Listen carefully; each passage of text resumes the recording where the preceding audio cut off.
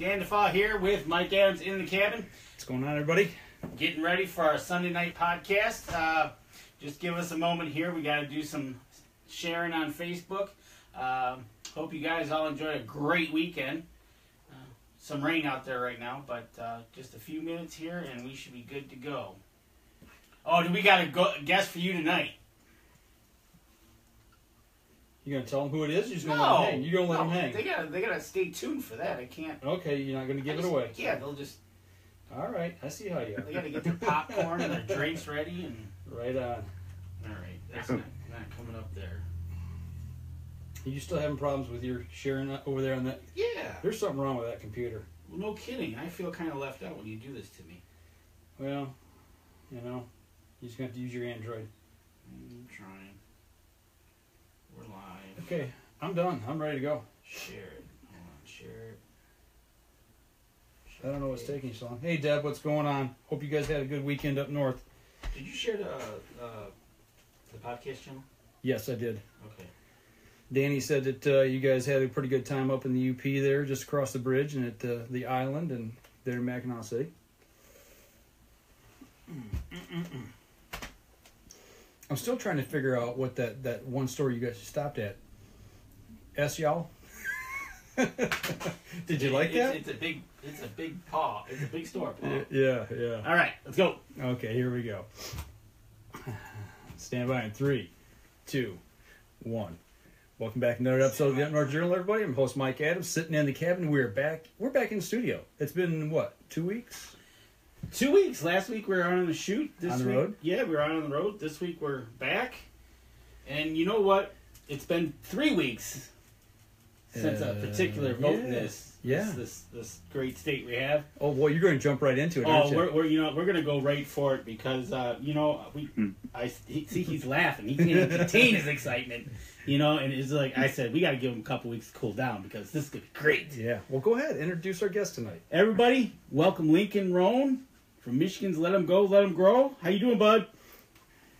Hey, guys. How you guys doing tonight? Oh, we're doing fabulous. Doing really well. Right. The better question is, how are you doing? Doing well. See, he's calmed down. Yeah. This is the nice Lincoln. Everything's good. Yeah. Well, I kind of know, he had something that he wasn't particularly happy with. I've had some of the same issues this weekend. I was actually told to go kill myself. You were. I was proud of you. And I tell you what, that was, I never laughed so hard when I was on the road watching that post, how somebody can, out of the blue, come out and tell you, go shoot yourself. Yeah. It's like, really? Right. So, but... yeah, that's ridiculous. So was the outcome of one of our votes here recently, Lincoln. For those of that maybe don't know what we're talking about, give a short little history of what vote took place here in the state of Michigan with the Natural Resource Commission here a couple weeks back. Well, at this past month's meeting, the DNR has recommended there was a couple of things happening. The Northwest 12 was brought forth to have the sunset removed on the Antler Point Restrictions, and then part of that recommendation from the DNR also included Antler Point Restrictions, the 3 on a side for the TB zone, and we were also petitioning the NRC, and the DNR originally to expand Antler Point Restrictions basically statewide, with the exception of the core, CWD areas, right? The core zones from the CWD. So we were moving forward to this whole thing. I was on the R3 committee, which is the retention, reactivation, and recruitment of new hunters, and on this committee, and there was a big survey done, and that was kind of all part of where this whole thing started for this year, and what we believed was going to happen. Well, it didn't happen, and despite all of the positive information that was collected that supports Antler Point Restrictions along the way, the NRC failed to act, and number one, they used the excuse for the TB zone. They didn't implement it in the TB zone. They used the excuse that there wasn't enough scientific evidence supporting Antler Point Restrictions. But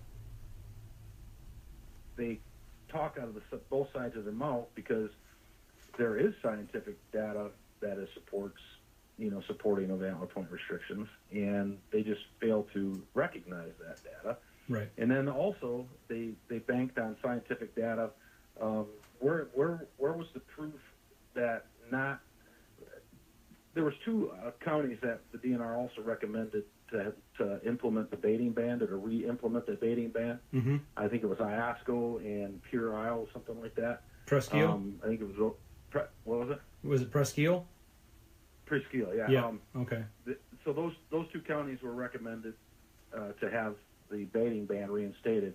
Well, the NRC basically took it upon themselves to remove that from the recommendation and allow baiting there. And cite they wanted to be more in line with the ag, the ag community. Well, mm-hmm. Listen, there's scientific data. There's not a biologist in the world that wouldn't agree that baiting is not good for the spread of disease. Mm-hmm. I mean, all you have to do is even just think about it for a minute. Mm-hmm. It's simple as that. It is, and so they chose to ignore scientific data, which there is a lot of it, supporting that baiting is not good for a disease zone, or helps to in the spread of disease. They ignored that and said, yeah, we're not going to do that. But at the same time, they cite lack of scientific data when there actually is supporting data to not implement APRs in the TB zone. So not only did we not have any commissioner come forward and put an amendment to, expand APRs, but they didn't implement it in the TB zone. So really, the only thing we walk away with is they only because they pretty much had no choice. They lifted the sunset on the Northwest 12. Okay. Which what does that mean for it?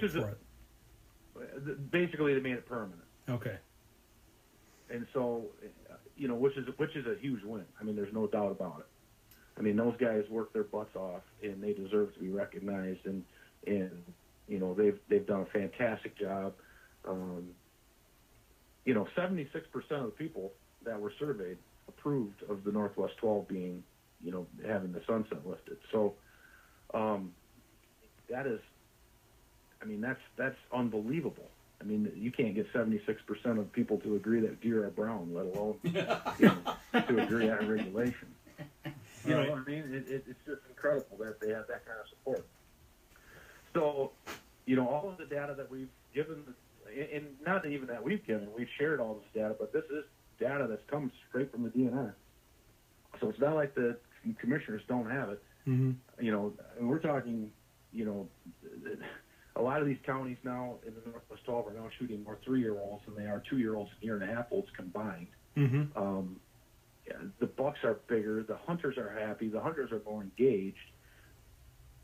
Talk to anybody. I mean, out of the thousands of people that I've talked to from that hunt in the Northwest 12, I have literally talked to one person that didn't agree with it. Right. And it wasn't because of that. And it wasn't because it wasn't working. It was because he didn't like being told that he couldn't, shoot whatever he wanted. Right. So to say we're disappointed is an understatement. I mean, we were kind of led down the road that, and they also kind of stated that we didn't have a proposal in place. Well, the reason we didn't have a proposal in place is because we were led to believe that they were going to make big changes this year mm-hmm. with this R3, committee. They were committed. They committed to us. We said, listen, at the end of this survey process, if it comes back that Antler Point restrictions are indeed supported and will make a difference, will you implement them? And mm-hmm. they absolutely did not hesitate, said yes. We are prepared to make some big changes. So out of all the questions that were asked in these focus groups in this R3 survey, from changing opening day of gun season to, different seasons, different regulations, the only thing that they took away from that was that Antler Point restrictions were supported by younger hunters and that they would indeed hunt more if there was Antler Point restrictions in place. and that 57% of the people were in full support, and I don't have I'm sitting on the side of the road, so I have service here, but I don't have my papers in front of me. But it was like 28% or 30% did not support, and then there was, I think, 12% that had no opinion. Right. And so when they calculate that, they actually remove those 12% with no opinion because they're neutral. They don't care. Right. And so it's like, I mean, out of the people that care, it's like 70% are in full support of it. So right. it's beyond me why nothing was done. Okay. And especially, go ahead. I was going to say, looking back at what happened and the reasons why we think it happened or they did happen, do you think this was more of a political move, political pressure? Well, I don't know what else it could be. And the Natural Resource Commission is supposed to be the political end of it is supposed to be removed from that. Exactly. With Proposal G. Well, based on everything that we've heard and the commissioners said along the way, it is totally political. I find it hard that it's not political looking at their backgrounds. Yeah. So, and to hear some of the commissioners' reasoning, I mean, I was sitting there in disbelief that some of this stuff was coming out of our commissioner's mouth. I mean, one of them said, they have to wear 3 hats that day. The hunter hat, the commissioner hat, and the farmer hat. And she chose to side with the farmers, not as a sitting natural resource commissioner, but as a farmer. And then another high-level DNR official, and I'm trying not to single anybody out, right, but right. says, we have to have the ability to shoot or to call out the spike horns, and so you can't put a what? Well, you did not just say that, did you? He did. In today's what we know about this today, you're gonna cite that? Yeah, it's. I mean, when I heard that, I about fell on my chair. Hearing. Yeah. And then another one says there was not enough scientific data or not enough. They were with a TB zone. They were looking for a hoped result, not a proven result. Well, I don't know how much more proof you need. That I mean, so the Northwest 12 harvests 13% more does than any of the surrounding areas, and that overall is what the goal is in the TB zone. That was going to be my next question. Talking about the Northwest 12, you guys active. It's not just about shooting older bucks, what some people call trophy bucks. It's also about buck to doe ratios, and your area takes more does typically than any other area. Am I right? In the Northwest 12, yeah. Yeah. Their doe harvest is 13% higher than anywhere else in the state. Right. But yet that's not good enough. In zones that they have unlimited doe permits. Mm-hmm. They're shooting more does in the APR zone than they are in areas with unlimited doe permits. So, by default, when people cannot shoot yearling bucks, they automatically, by default, will go to the next best thing, which is a doe. So, it just happens when you implement an antler point restriction. There's a lot more pressure put on does. So, plus, I think that a lot of the people in the Northwest 12 that have seen how this is working, I think that they are a little more on board with actually managing our deer herd and taking responsibility for managing the herd. And I think they understand the importance of doe harvest. So it just totally makes sense. You have in the Northwest 12, they have not only are they, and it's definitely not all about the trophy. It's about a more balanced herd, a healthier herd. It's about higher doe harvest, and it's about hunter engagement. And that's the other thing, key factor that the NRC is not taking into consideration, and that is hunter engagement. They don't have any hunter engagement in TB zone. They have zero. I mean, as a matter of fact, I have spoken to several people from the TB zone that are absolutely beside themselves because not only did they not get Antler Point restrictions, but they lost the hunter's choice. So now they have nothing. Now they're right back to the way they've been doing it for the last 20 years, which clearly is not working. Right, exactly. What's the old adage? Doing the same thing over and over again. Taking a step back. Yeah, and expecting different results is insanity, and that's kind of what we're up against. Exactly. I'll tell you what. Let's take our first break here and save a little bit of time because I want to turn you loose in the second segment here, and think about this, okay. Lincoln. What we want to know coming back is, where does your group stand now, and what do you do knowing this information, and how do you move forward? So let's think about that. Okay. Step outside. We'll be right back after this. Sounds great. Okay, guys, just hold on 1 second. We'll save off this segment, and we'll get back to Lincoln, who's roadside on the west side of the state. And Billy, we do see your question there. We'll get to that here in just a second. We got a question from one of our viewers watching the live stream. Okay.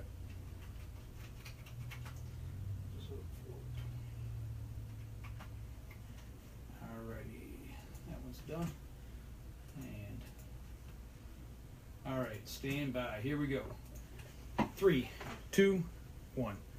Hey, welcome back. Second segment of the show, everybody. Sitting there talking to Lincoln Rohn, talking about APRs and what had happened with the NRC meeting. Before we went to break, Lincoln, I asked you that question about, where does your group stand now? And you've had a couple of weeks to kind of sit back and think about it. What's the focus? What's the direction now? And where do you go? Well, basically, and again, it's been good to kind of sit back and reassess and reevaluate, and maybe just take a couple of a week's break from everything. And basically, what our plan is moving forward is, I've been talking with the Department of Natural Resources kind of on a side note, and you're gonna hear about this in the upcoming August Natural Resource Commission meeting, and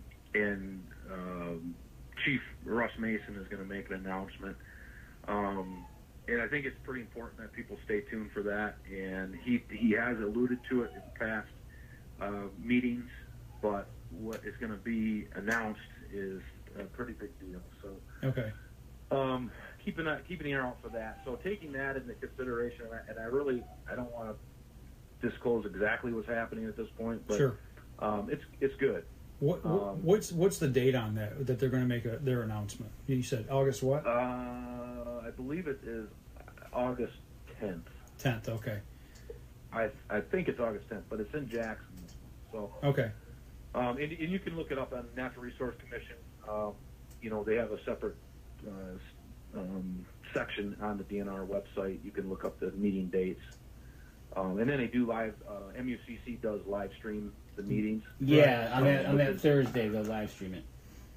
Yeah, okay. I would, and on that note, I would highly recommend anybody that's never been to a meeting to, if you don't go to the meeting, to live stream the meeting. You learn so much about the process, and listen, I don't want to discount our Natural Resource Commission. Yes, obviously we are very frustrated and have kicked the can down the road a little bit, but they do have a very tough job, and but it is interesting to watch the meetings, and I would highly recommend that. So, but moving forward, so we have that announcement that's going to be made at the meeting. Michigan deer hunters, let them go, let them grow. We are going to bring forth a proposal for Zone 3. Okay. It would be the balance of Zone 3. Now, there's a couple of different variations that could take place. We are actually entertaining, the DNR has indicated that they would entertain a 3-point on the side APR for Zone 3 instead of a 4-point on the side APR, which some people will lose their minds over. However, we do not want to go through this process again and not have it pass. So unless they can show us, or we can absolutely be certain that we're going to have the support, we are probably going to entertain a 3 on the side. Okay. Which I think is a whole lot more sellable I think you'd have a whole lot more people buy into it, and people that might be on the fence with a 4 on a side, obviously would probably support a 3 on a side. So, and it's still going to be very effective. Guys are still going to have to stop and check how many points a deer has or a buck has. Mm-hmm. And look at the success they're having in the Northwest 12. And I realize that Southern Michigan bucks, we may not protect the 70%, but new data that is being compiled right now shows that a 3 on a side APR is going to protect right around 50%. It's a step in the right direction. What's that? It's a step in the right direction. Right, and for this to be effective, that's all we have to do. Mm-hmm. All we have to do is protect 50% of the 1.5-year-old bucks. So,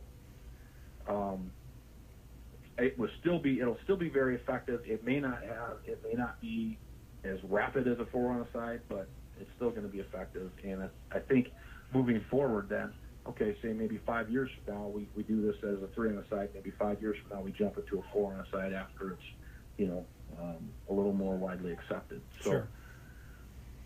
Anyway, that's kind of where we're at moving forward. So there will be a proposal coming forward. I think that we are going to possibly wait until after the CWD summit, which is in December, before we put that proposal in, because we don't want any distractions. Having submitted the proposal and then have the CWD summit, we just wait to see where they stand. Yeah. So the timing of it, I'm not exactly sure, but that is going to be coming forward. So, mm-hmm. And then Zone 2, stay tuned. Listen to that. Listen to that. Listen to the August announcement. Okay. Well, all right. I keep my fingers crossed because I'm in the TB zone. And it's good. It's good. So, and then they're also the Department of Natural Resources is also meeting with the Department of Ag about TB in August. So maybe the Department of Ag is going to say, hey, we insist. I don't know. I'm not sure where their heads are at. Well, that's a good question. Where their heads are at. Well, that's kind of what I've heard through the grapevine. I mean, I would have told you if we would have said that 2 weeks ago. I'd have told you where their heads are. Yeah, right. I've been I'm in contact with a couple of the DNR people up in that area up there. Mm-hmm. And for every indication of what I've heard in a project that I'm working on, they want to move forward on these issues and take care of these problems, but their hands are tied. They're thinking outside the box. Right. We're working on some projects, trying to work with them to eradicate this and study this. So I don't think, like Danny said so many times here on the show, people get pissed off because of what's being done or nothing's being done, but they take it out on the DNR, and the DNR really isn't the ones. It's the NRC that's making these decisions. Right. And the biologists and are trying. And two counts went against the DNR recommendation. Right, exactly. This year. So that's got to be mind-boggling to them. On a side note, listen, I'm sure that has got to be just mind-boggling to them. I can assure you, without him saying it directly, that Mr. Mason is scratching his head right now, going, "What? This happened?" So, and that's the other thing, guys. They implement Antler Point restrictions in the TB zone. We have a pretty sizable group of people in our Let 'Em Go page, our Facebook group. I mean, we have 23. I have every expectation by the time deer season rolls around, we're going to hit 35,000 members. We've added almost 1,000 members in the last month, and I've got at any given time we've got 80 to 100 members waiting in queue to be approved. So it's just going to ramp up from here on out. I mean, right up until deer season. So, but here's the thing: with all the support that we have a large voice, and we can help them. We can, encourage people up in the TB zone. Okay, listen, we've got Antler Point restrictions out. I mean, if they would have, or if they do, we have to, as hunters, step forward and help the DNR. We have to be more proactive and shoot more does. It's going to benefit everybody, and we can do that. But at the same time, if they're asking for partners, then they have to be partners. Mm-hmm. So, you can't have a partnership be one-sided. So, absolutely. We're willing to do that, even if it, I mean, listen, even if it comes down to bringing some guys up there and shooting some does on state land up there or something, and doing, have a weekend of doe harvest, for 20 guys or whatever. I mean, I realize that that's not going to fix it all, but at least, it would show, hey, we're, this is what we're going to do. Mm-hmm. And, just encourage people to harvest does, even throughout the state. With the Antler Point restrictions, it's very important because we have to, as we've talked about before on the show, with the CWD issues and whatnot, and the TB, we have to roll our doe herd over every 3 to 4 years. The prevalence in older does is way higher. Absolutely. Because there's way more of them. Yeah, absolutely. So, Right. so anyway. Well, So yeah, stay tuned, and I think there's some good things on the horizon. Yeah, we are very disappointed that of their lack of action, but it's not over. And I told them flat out, we are not going away quietly. So, I didn't think so. Yeah, I didn't think so either. I am a stubborn dude, and I am not going to sit down and just let this go away. Well, when you've got good information and Yep. everything indicates it has been proven to be in your favor, and you can't get it to work, it's so frustrating. It's like talking to a signpost when people won't listen. They're so ingrained into the past and what they think is right, but in reality, what they've got is bad information. Right. Exactly, and that's the thing. I had a meeting with the executive director of MUCC, and and again, there's some good things happening. I mean, we could potentially be partnering with the MUCC, and if we could get MUCC, they kind of stood on the sidelines and remained neutral in this, and if we could get them to step forward and say, hey, the data is compelling enough for us to step forward and support this, I don't think we're too far away from that. And I told Dan Eckinger, I said, listen, if I didn't believe in my heart that this is where Michigan needed to go, and if I didn't have the data, there's a group of people that know that this is going to work, and we have proof that it works from 12 counties, 13 counties in Michigan. So why are we not doing this statewide? And if I didn't want to have the whole entire state being able to enjoy this, my kids, your kids, my grandkids, your grandkids, this is about the future. It's not about me shooting, a trophy whitetail. That's not what this is about. As a matter of fact, out of frustration this year, I'm going to Saskatchewan for the first time in my entire life on a dream hunt in Saskatchewan.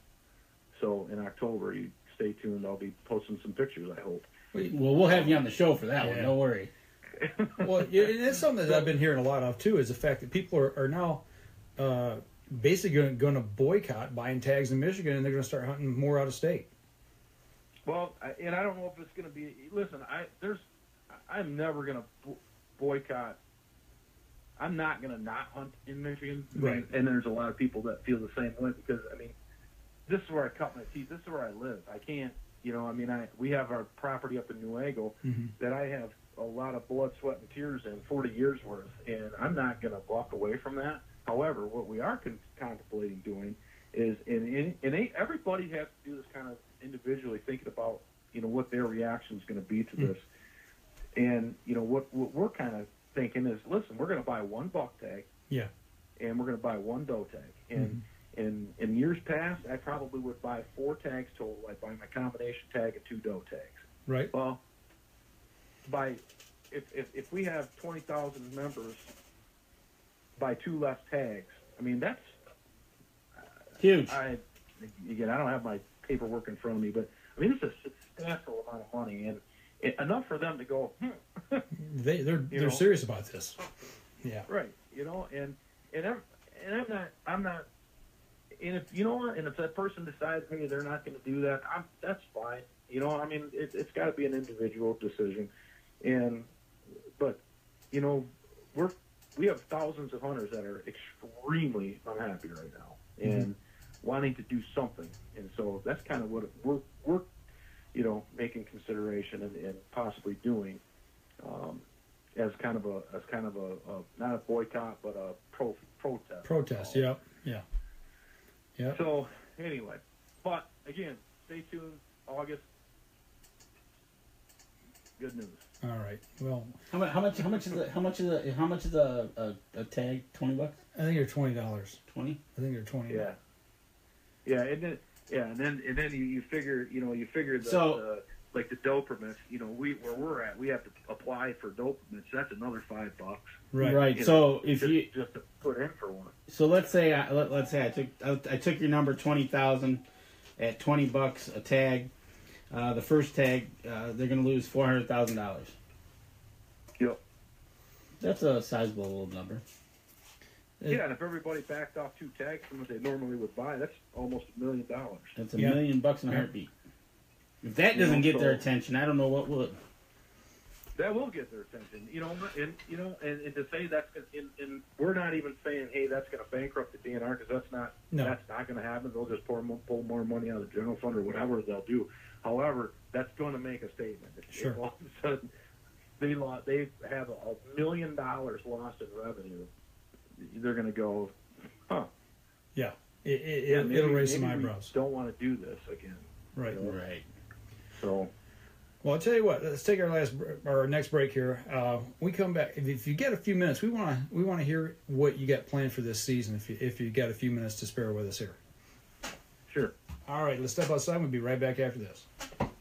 Okay. Thanks. All right. Save that one off. There we go. Yep. All right, folks. 2 segments, and Lincoln hasn't blown his top. Excellent.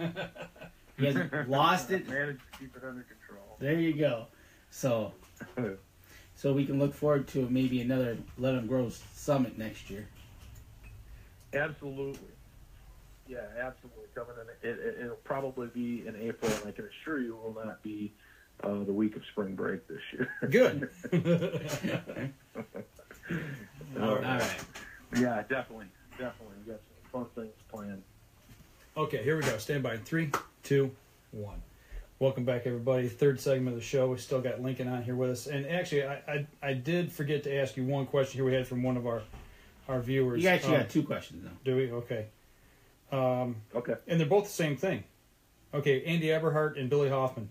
Talking about the one buck rule. Billy asks, APRs versus the $1 rule, what are your thoughts? And Andy says that would be a good incentive for the state to go to a $1 rule. What's your position on it? I already know what it is, but for the listeners out there, go ahead and explain where you stand on that. Okay, well, and I'm gonna. There's kind of a misconception as to that we're like anti-1 buck tag guys, and we're actually not. We started out this journey 6 years ago, talking to the DNR about different options, and one of those options was 1 buck tag. Well, 1 buck tag required in order to get rid of the combination tag, there would have to be legislation brought forth. There'd have to be a bill introduced, and it would have to go through legislation. And I can assure you that there's not one legislature in our government of Michigan that would bring a bill forth to take millions of dollars right out of the DNR's annual budget. That is not going to happen. So, that being said, we don't need 1 buck rule. We have solid supporting data from the Northwest 12 counties, and actually Northwest 13 counties, including Leelanau, that Antler Point restrictions are extremely effective at increasing our age structure of our herd, protecting yearling bucks, and moving them into the next age class.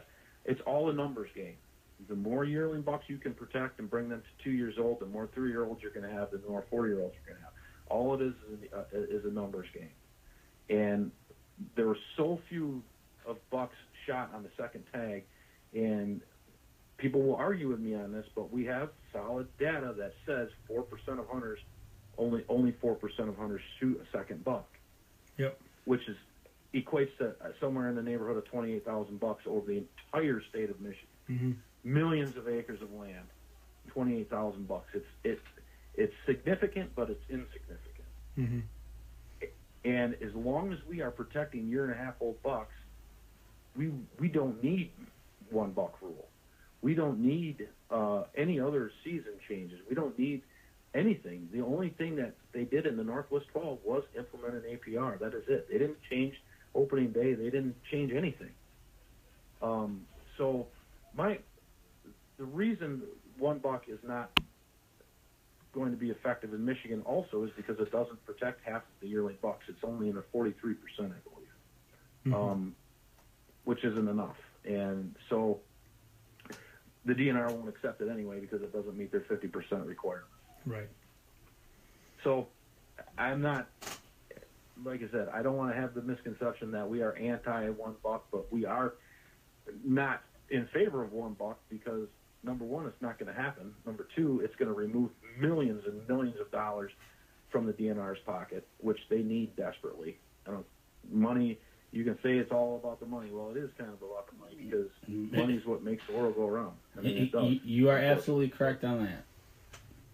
So without, hunter, and here's another pretty cool little statistic.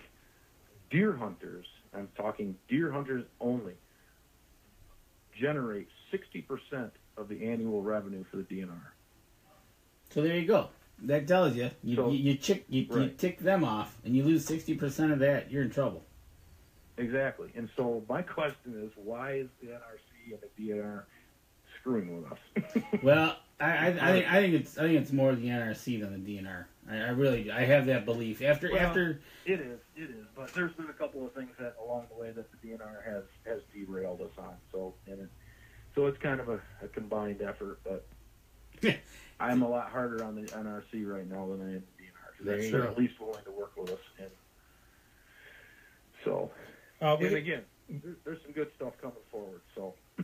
Well, Andy also asked us another question here. Do you know the percentage of yearling bucks that have 4 points or more? Is there any data on that? I know it's not a lot. I know that number. I do know that in the southern Lower Peninsula, in Zone 3, that a 4 point on the side Antler Point restriction would protect about 70% of the yearling bucks. Okay. All right. So you could probably do some math and figure that out. But, okay. And we have a lot of pushback with people saying, well, what about the big 6 points? And you got to be able to shoot those and call them from the herd and whatever. Well, at some point, maybe it's at 4 years old, whatever. At some point, these mainframe 6 points are going to throw a sticker, or they're going to, and we can't manage our entire deer herd based on a 1 in a million deer. Right, exactly. So, so anyway, I don't know what that number is, but okay, you could figure it out with that number. Okay. Well, you alluded now. Let's shift gears a little bit. You alluded to Saskatchewan, but yes. Seeing here from Michigan. For anybody that's on Saskatchewan, what are you talking about? That was in the commercial break. So for those of you listening to the podcast, you missed out. Yeah, you have to watch the live stream. But looking here at Michigan, what is your deer season looking like? What are you looking at this fall? I mean, we're all kind of ramping up right now. What are you doing to the property? Yeah, what's going on? Well, yeah, we just matter of fact, we just got back. We're actually we had to come down to Fremont to get some reception, and we were spraying fields today. We sprayed. Our 4AR. Well, I actually did soybeans this year for the first time, and they've been absolutely killing the soybeans. So then the back half of that field now we're rotating into turnips. So we sprayed that. We sprayed some of our hunting plots. I mowed the clover field today, the pine plot. Earlier this year, we did a bunch of hinge cutting. We've really worked hard this year trying to increase some bedding cover and natural browse. And, food plots are absolutely, very, very effective, but you can get tons of forage per acre by doing some hinge cutting and some timber stand improvement. And so we've been doing some of that kind of, and in turn what that does is it does take some of the pressure off of your food plots if you have more natural browse. So so we kind of have been doing that. We're getting some pretty decent bucks on camera. Nothing like we had last year, but last year it was probably arguably one of our best years as far as shooters. Although I didn't shoot a Michigan buck last year, I passed up some beautiful bucks. So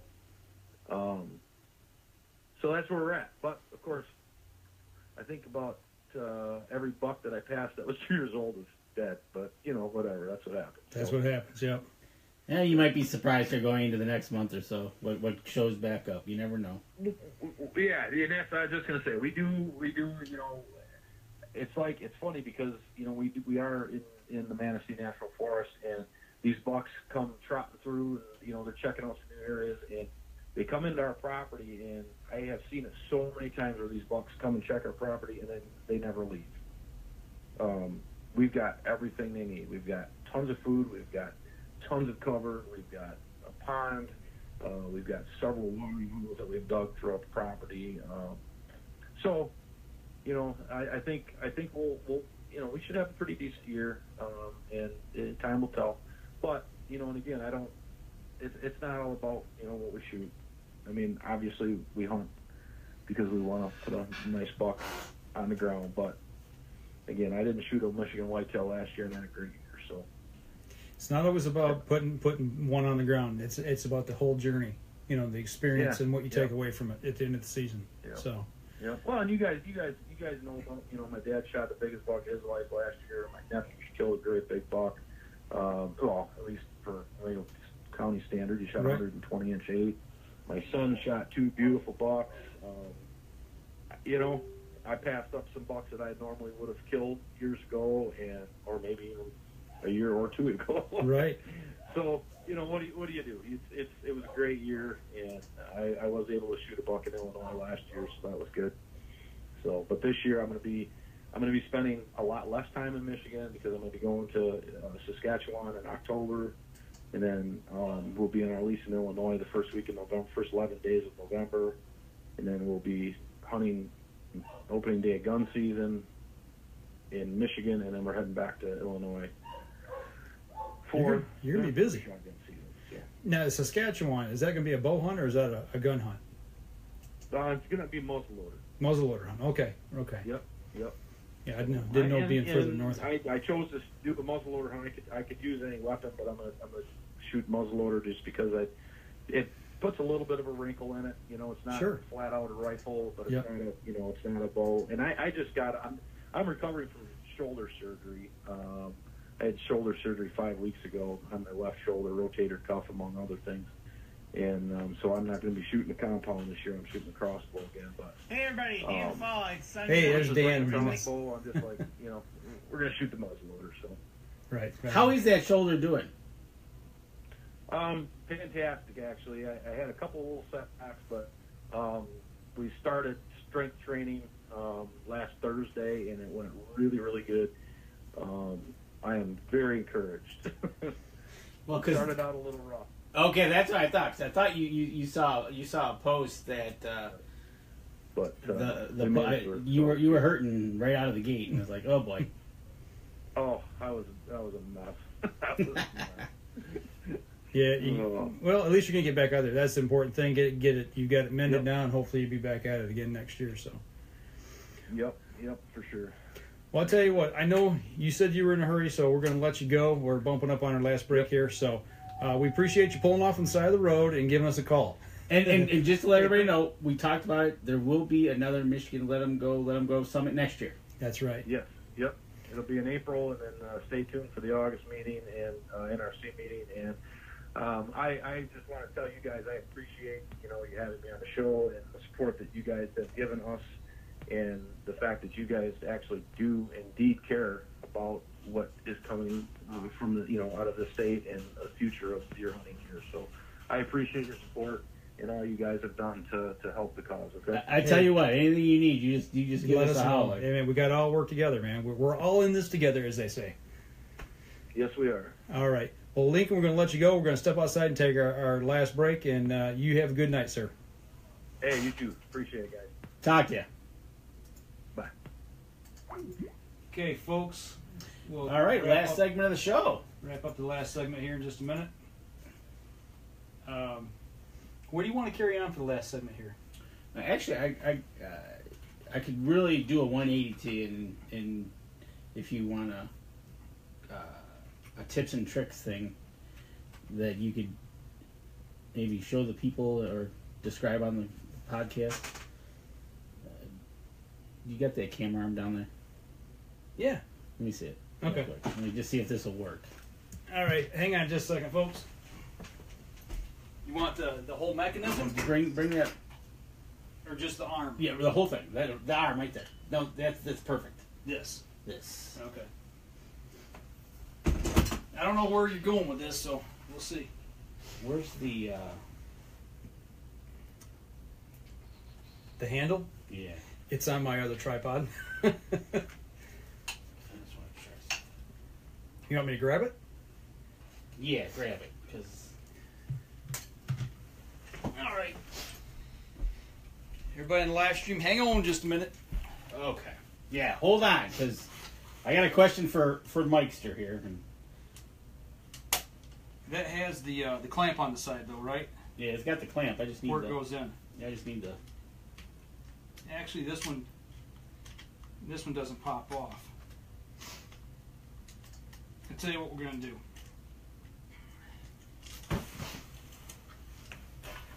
I think.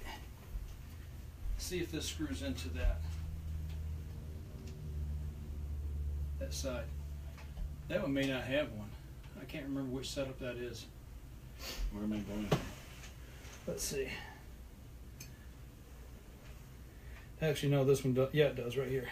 The problem is, it goes underneath. Yeah, I don't have it mounted onto this one. Oh, okay. It doesn't come out. Oh.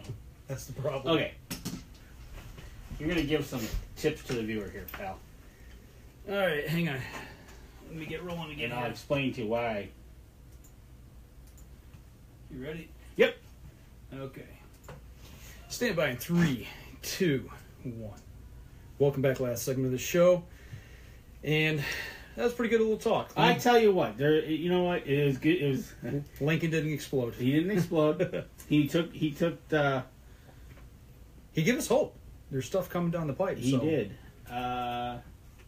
Andy ordered his thumb release yesterday. Dan, Andy. Yeah. Okay. Dan's had a little problem along with that. I chucked mine down the stairs. Did you? 2 weeks ago, I went back to my trigger. You did? Yes. Okay. I reset myself back to An archery reset. an archery reset. Okay. All right. So Okay, so Dan's all right, throwing me a so curveball that was a good talk. We'll definitely talk to him more. We'll find out what's going to happen in August. That sounds pretty interesting. Mm-hmm. Another summit next year. We'll have to figure out when that is so we can attend. Right on. But I just got back from a little mini vacation, Okay.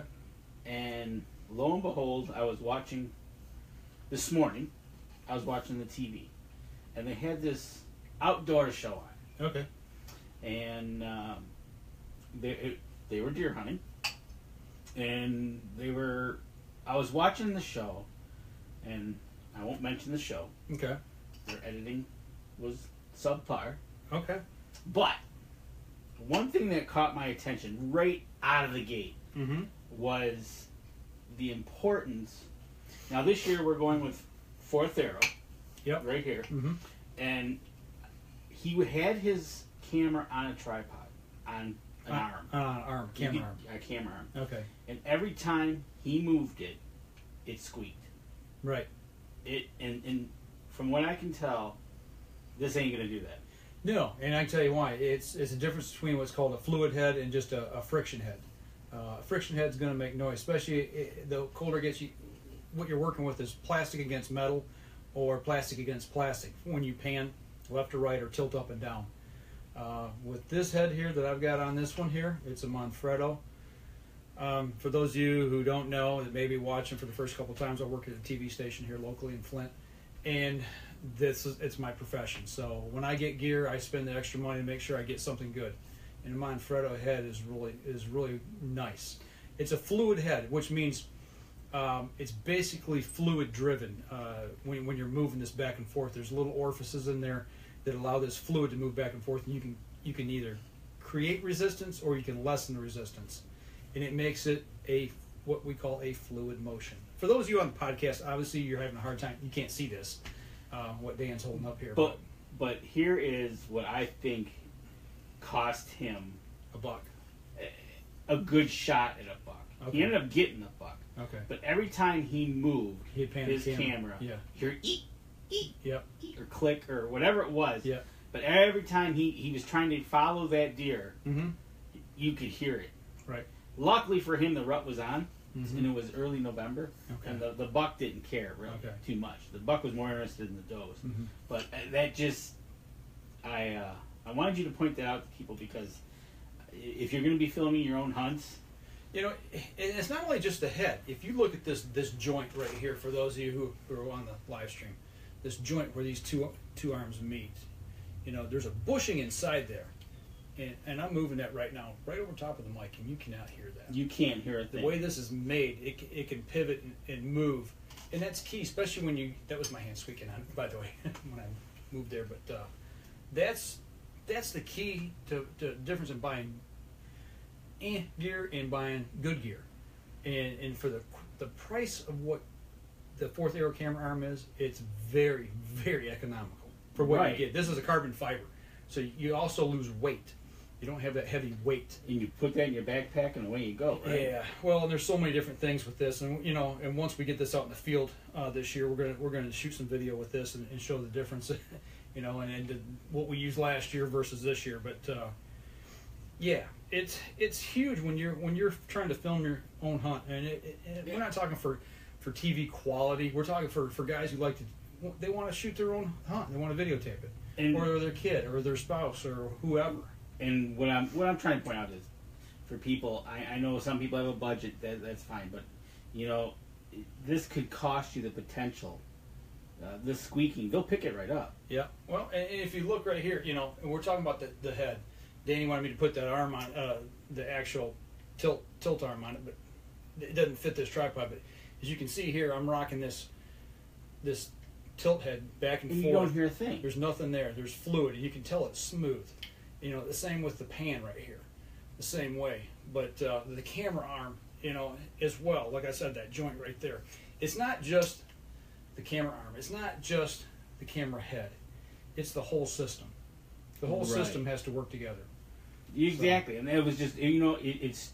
I was watching this segment. They were showing he ended up getting the deer. He shot a 30-yard shot. He was really nervous, a little bit back, but he found the deer. But it was just, it could have been even. He could have blown it a lot bigger if this buck wouldn't have been so much into the rut. To me, yeah, it could have been a lot easier shot. He made it harder than what it should have been. Right, exactly. So yeah, I just saw that this morning. And I had to ask you. That was one of the things I was. It's like, wow. Yeah. So there you go. There you go. All right. That's it. That's it in a nutshell. Yeah, exactly. Pay a little bit more money, and plus that's not going to wear out anytime soon. No, it's carbon fiber. At least the arm is. The Manfrotto head. I've used them for years. Yeah, you've had those as long as I can remember. It's good gear. And actually that head right there, you can buy at Cabela's. Oh, okay. Yeah, you go over to their optics counter. Right, and it's right there. Yeah, where the binoculars and rangefinders are. Yep. And and if you in smaller Cabela's, and they don't have it, you can order it online. So Manfrotto. That's what we use. Exactly. So, you know what? That's a great tip for everybody. We got official word this week that we're gonna be able to live stream from Cabela's on August 3rd. We're gonna be there for the grand opening on August 3rd. Yeah. I do believe the grand opening is at 10 a.m. Yep. So we'll get down there a little bit before and give everybody the opportunity to watch live. To watch and see what's going on, how many people are lined up out the door for all the goodies. Right, and they're going to have somebody from the store do the opening shoot. Do we know who that is No, yet? I have not heard. Okay.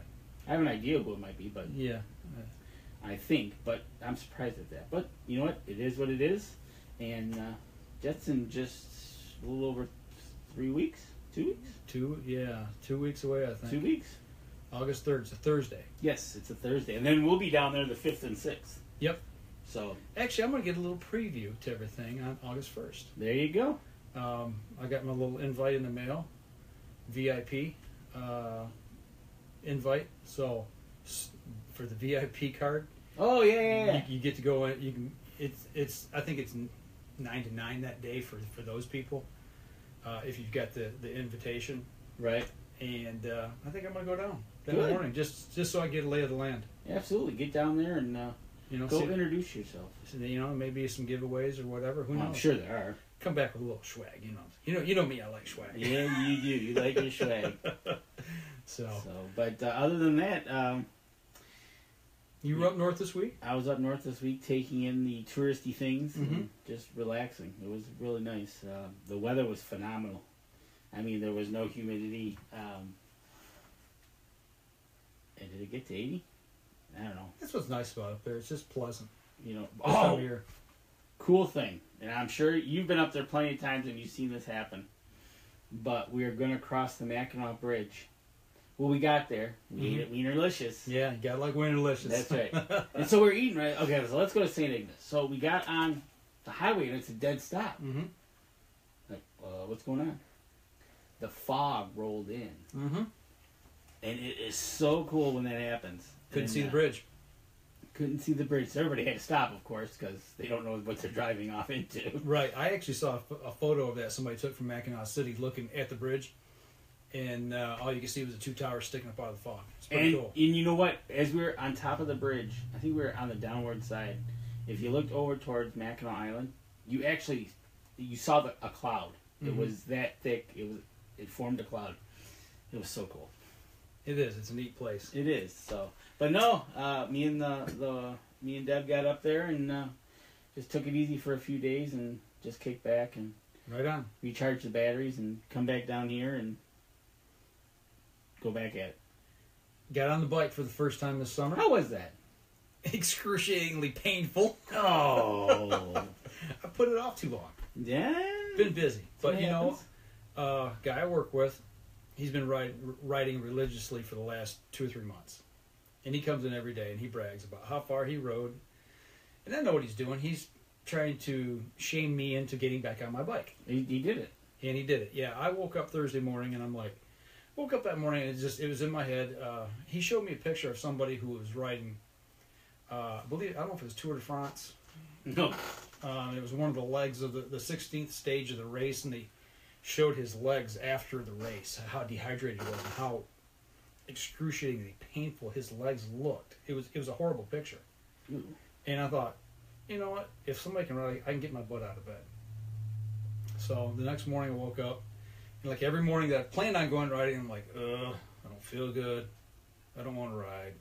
And I looked outside. Weather was pretty decent. Stuck my head outdoors. Weather was, it wasn't hot. I went back upstairs, threw my shorts on. I'm like, if I don't start now, I'm not going to start. I've got to start. So right.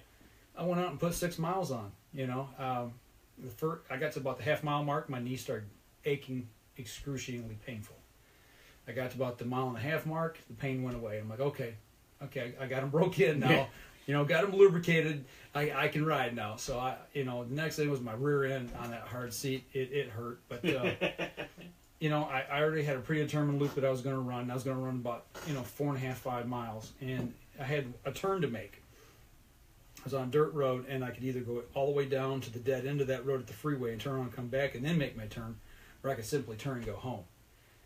And I'm like, no pain, no gain. I said, you're going to push it today, And when I hit that 4.5 mile mark, I was pretty waxed. And I just buckled down and did it. There you go. And 6 miles was pretty hard for me. But you got out and did it. I got out and did it. I was going to actually ride this morning. We had a couple things we had to take care of, but this week that's my goal, is to try to ride twice this week. I got back home from the ride and grabbed the bow and immediately went out and shot. There you go. And I shot 3 or 4 rounds of 5 at 50 yards. Everything was at 50 yards. Okay. I was pretty pleased with my shooting. There you go. Wasn't perfect, but my groupings are tightening up, and I think a couple things I'm going to start trying to work through. Stabilizer. Charles Byron from Iowa asked. He says, I see you're not running a stabilizer. And I'm still fighting that left shot. You know, a lot of my shots, probably half of them are, you know, just an inch and a half out of the bowl. I mean, yeah, we're talking 50 yards. Right, yeah. But still, I'm consistently shooting just to the left. And, you know, and I'm wondering, do I rock a stabilizer or not? So him and I were actually talking back and forth on Facebook after the live stream I did, kind of working through some of those little issues and talking about it. And somebody else said, man, your bow sounds loud. Sounds loud when you shoot. I thought, huh? You know, really? I didn't think about that a lot. I didn't notice anything. I went back and listened to the video because the camera was behind me when I'm shooting. Okay. And it's like, you can hear it. It's a big pop. And I'm like, is there something loose on the bow? I had an appointment to be at Spot Shooter Archery to shoot some video for Jim Beasley. Put the bow in the case, took it over there. Jim, something's going on here, don't know what it is. And he's like, what do you mean? I said, listen to this. So I played the video for him. And you hear the pop, pop. And he started looking at it and checking stuff. Everything was tight. And he looked at the flipper rest and he says, I wonder, he says, he started flipping the rest. And it started coming down and started smacking the riser. It was pop, pop, pop. Oh, it was... So he put a piece of felt on the riser. And then it went away.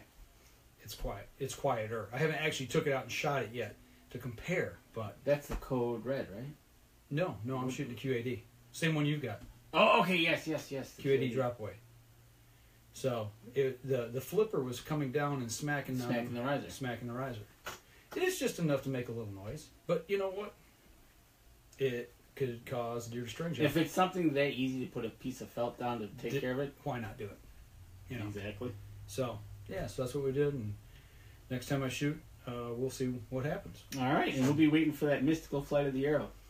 Day 9 coming up. There you go. I was going to shoot today. Like I said, I was going to shoot today.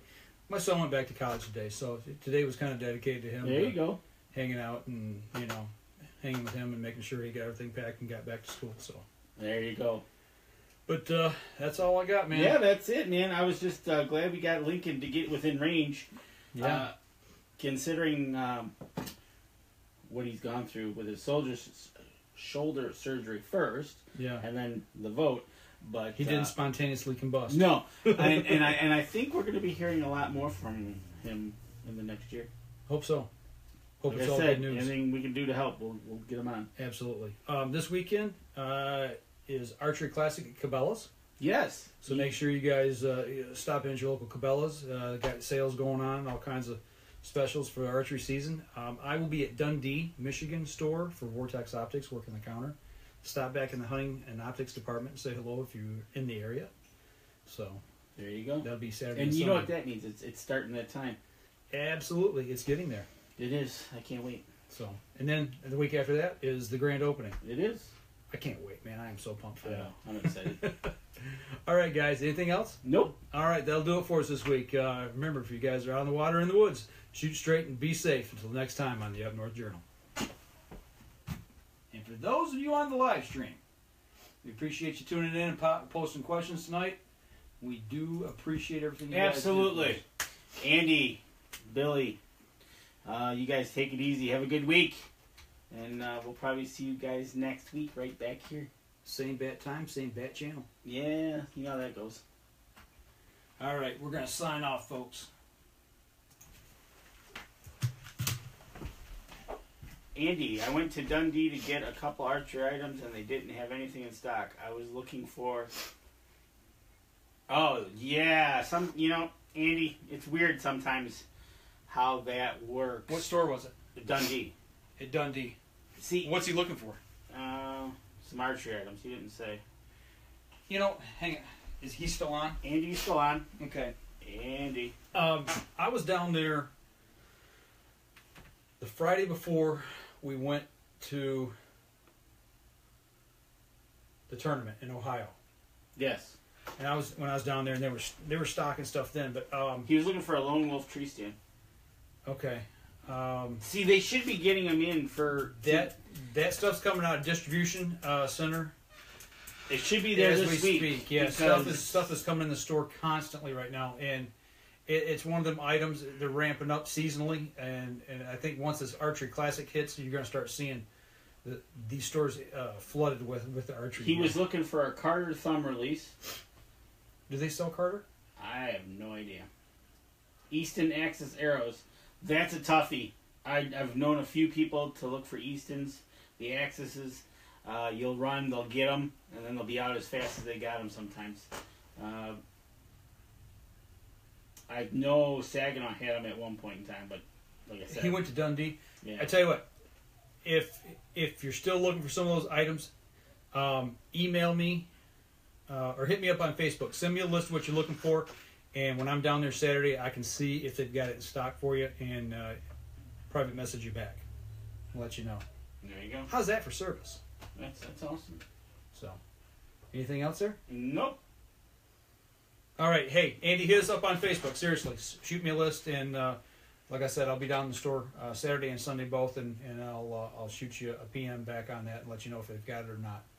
And you know, if you've got time, stop down the store and see us. There you go. Or see me. Danny won't be there. Are I you won't going? be there. No, You're I not won't going. be Okay. All right, we're going to sign off. All right. Take it easy, everyone.